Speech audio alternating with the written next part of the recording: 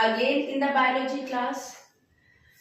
बच्चों now today we are going to start the circulatory system. Circulatory system के लिए बच्चों को बहुत प्रॉब्लम आ रही थी कि मैम कैसे सर्कुलेशन हो रहा है, कैसे क्या ब्लड का सर्कुलेशन हार्ट के थ्रू हो रहा है, तो मैंने कहा चलो अच्छा सर्कुलेटरी सिस्टम का बना लेती हूँ।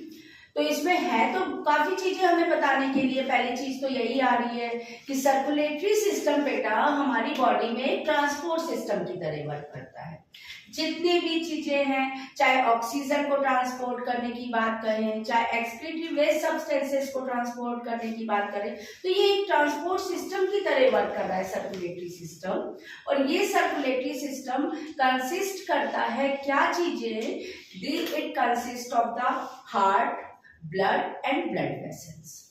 ब्लड वेसल्स में मेनली आप पढ़ोगे आर्टरीज, वेन्स और ब्लड कैपिलरीज। आर्टरीज, वेन्स और ब्लड कैपिलरीज का बच्चे पढ़ेंगे तो ध्यान रखिएगा, मेन एक डिफरेंस तो हमें पढ़ना ही है। क्या? Arteries carry blood away toward the heart और आर्टरीज कैरीज डीऑक्सीजनेटेड नहीं करती है, ऑक्सीजनेटेड ब्लड कैरी करती हैं। Arteries carry oxygenated blood except pulmonary artery and veins carry deoxygenated blood except pulmonary vein. Now अब मैं आज आपको इसका सर्कुलेशन आगे, क्योंकि बच्चों को यही प्रॉब्लम होती है कि ये सर्कुलेशन ही नहीं समझ में आ रहा है कि जो एक पूरा एक साइकिल होती है, कंप्लीट सर्कुलेशन होता है, that is known as the cardiac cycle. और ये कार्डियक साइकिल बेटा ब्लड वेसल्स के थ्रू हमारी बॉडी में होती है, इसलिए हमारी बॉडी में जो सर्कुलेशन होता है वो कहलाता है क्लोज्ड सर्कुलेटरी सिस्टम। कुछ लोअर ऑर्गेनिज्म होते हैं, जैसे कॉकरोच वगैरह की बात करूं, उसमें कोई ब्लड वेसल्स के थ्रू भी डायरेक्टली ब्लड फ्लो हो रहा है, ब्लड सर्कुलेशन हो रहा है, इसलिए उनमें ओपन सर्कुलेटरी सिस्टम होता है। हमें close circulatory system, close circulatory system as well as इसको कहा जाता है डबल सर्कुलेटरी सिस्टम। क्यों कहते हैं डबल सर्कुलेटरी सिस्टम, वो भी बताऊंगी। पहले आप सुन लीजिए आखिर सर्कुलेशन कैसे हो रहा है। एक complete circulation that is the cardiac cycle कैसे हो रहा है। नाउ देखते हैं हम। सबसे पहले बच्चों यहां मैंने बताया है सुपीरियर वेना केवा, सुपीरियर वेना केवा, और आप लोगों के अगर बुक में डायग्राम है इसका साथ साथ उसमें नंबर भी डालते चल जाओ। Superior vena cava number 1, inferior vena cava number 2। ये ब्लड को ले रहा है कहां से? बॉडी पार्ट से। ध्यान रखिएगा, superior vena cava upper body part से ब्लड को लेता है और inferior vena cava lower body part से ब्लड को लेता है। ये सुपीरियर और inferior vena cava first chamber of the heart, that one is known as the right atrium और राइट ऑरिकल, वहां पहुंचा था। अब बेटा यहाँ पर एक चीज और ध्यान रखना, जब अगर हार्ट का स्ट्रक्चर आता है आपके पास तो ध्यान रखिएगा, हम हार्ट को बुक के अकॉर्डिंग देखते हैं। बुक के अकॉर्डिंग ये राइट हुआ और ये लेफ्ट, यानी कि जब आप डायग्राम में मेंशन करेंगे बेटा तो आपका राइट डायग्राम का लेफ्ट होगा, आपका लेफ्ट डायग्राम का राइट, तो ये साइड आपका राइट होगा और इधर ये लेफ्ट होगा। ध्यान रखिएगा बच्चे, इसमें बहुत मिस्टेक करते हैं बच्चों। तो what is B there? Right atrium में गया ब्लड, राइट ऑट्रियम से ब्लड जाएगा राइट वेंट्रिकल में, गया right ventricle. Number 1 superior vena cava, number 2 inferior vena cava, number 3 right atrium, number 4 right ventricle.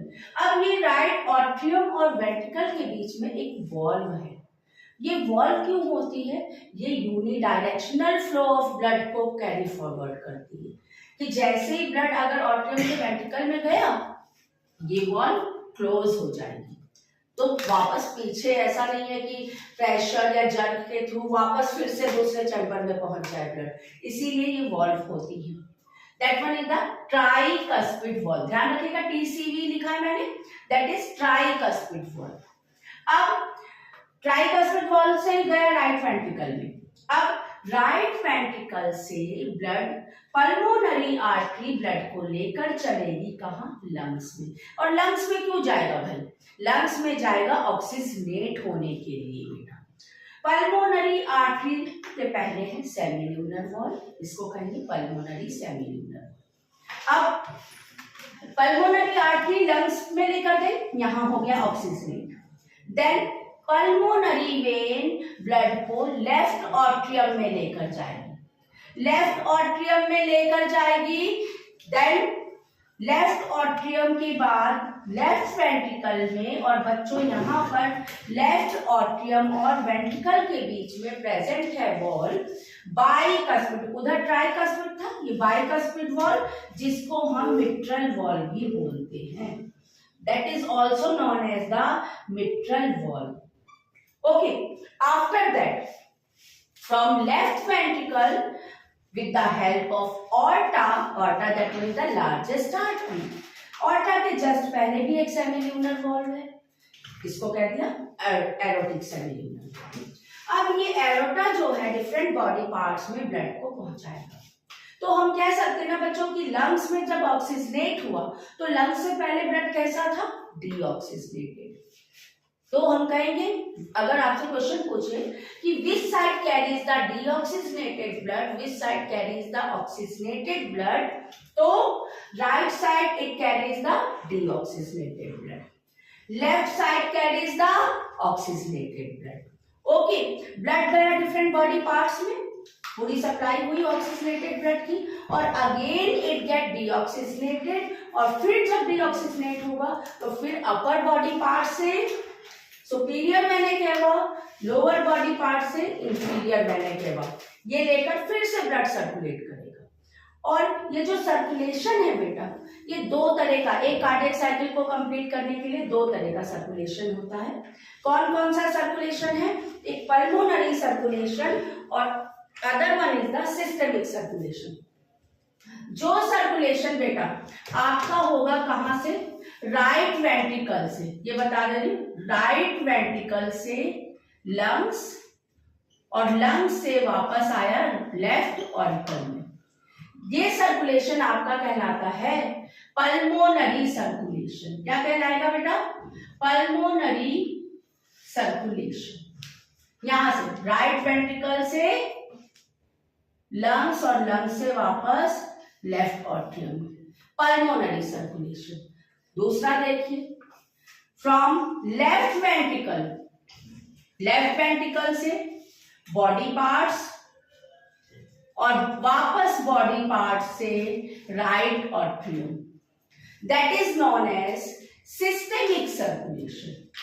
Systematic मत लिखना, कई बार मैं बच्चों को बोल चुकी हूँ इस चीज को, बच्चे सिस्टेमैटिक्स लिख देते हैं, तो that one is the systemic circulation. और बच्चों एक कंप्लीट कार्डियक साइकिल को होने में ये दोनों तरह के सर्कुलेशन होंगे, और ये बनाएंगे क्या, इसीलिए कहा जाता है ह्यूमन बीइंग में डबल सर्कुलेशन, डबल सर्कुलेशन। ठीक है, इसीलिए ह्यूमन हार्ट में जो सर्कुलेशन होता है it is known as double circulation. और ध्यान रखना, जैसे ही ब्लड राइट ऑट्रियम में आया या ऑट्रियम में आया, जैसे जिस चैम्बर में हार्ट के आएगा ब्लड, वैसे ही तुरंत क्या होगा, वहां कॉन्ट्रैक्शन स्टार्ट हो जाएगा। कॉन्ट्रैक्शन होगा कि नेक्स्ट चैम्बर में जाए, उस समय ये वॉल्व खुली रहेगी बेटा। Contraction that is known as the systole, और एट दैट टाइम अगला चैम्बर किस उसमें होगा, वो होगा रिलैक्स में, relax that one is known as the diastole. ठीक है, जैसे ही ब्लड से चैम्बर, इस चैम्बर से दूसरे चैम्बर में गया, तुरंत ही ये वॉल्व क्लोज हो जाती है।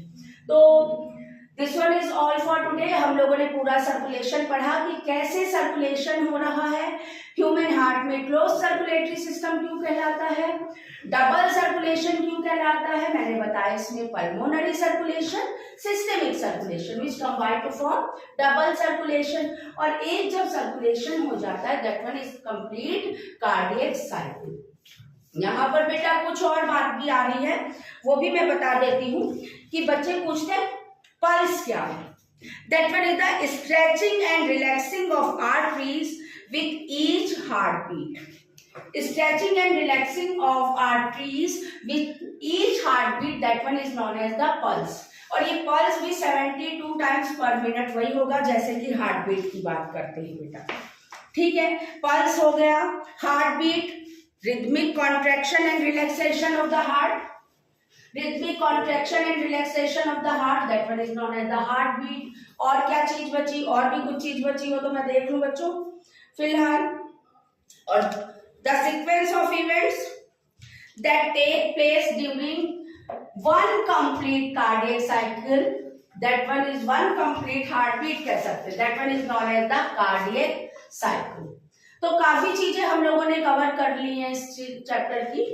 तो मिलते हैं नेक्स्ट क्लास में। ब्लड के कंपोनेंट्स ध्यान रखना, हार्ट के कंपोनेंट, ब्लड के कंपोनेंट क्या है बेटा, plasma, fluid part, cell, blood cells जिसमें आरबीसी, डब्ल्यूबीसी और ब्लड प्लेटलेट्स आएंगे।